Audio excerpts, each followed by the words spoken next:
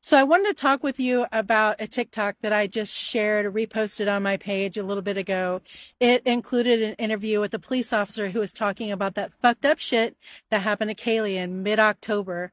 They were talking about that they investigated it and they deemed that there was no, real stalker activity going on there, period. And that's kind of what bothered me about that whole newscast is, it seemed like the reporter and the police officer put a really hard period there, acting as if they're not still looking for a stalker, but that's not true. Okay, so I know that I have a bias because I have a theory about a stalker who is using Twitch or other live stream in local businesses to stalk women, okay? It would be irresponsible of me not to point out information that supports my theory and also to point out misinformation that's being given to us or, maybe just, leaving off things, ever so coyly. Okay.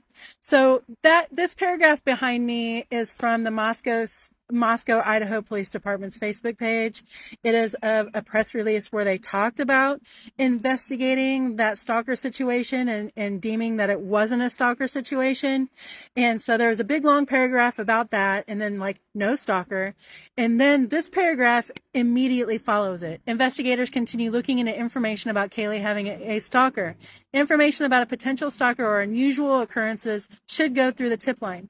That is directly below them saying that they investigated that situation in October and found that it wasn't about a stalker. So I feel like if they really weren't looking for a stalker anymore, that they would have posted that at the end of that paragraph or in a new paragraph, but they didn't. And yes, I know that there are a lot of inconsistencies with the police department, but I think that this is on purpose. And I think that we are still looking for any information that would lead us to believe that Kaylee and Maddie had a stalker. And I just want to say, anytime I say Kaylee by herself, I mean Maddie. And anytime I say Maddie, I mean Kaylee. To me, they are both one. So I'm advocating for Kaylee and Maddie right now. And I'm hoping that if you're local and if you've recognized anybody, just kind of, I don't know, that something that didn't feel right to you. It doesn't necessarily mean that you have to recognize somebody doing something sketchy. That feeling in the bottom of your stomach and you wondered whether you should say something or it kind of stuck with you even later and you might have said that to someone.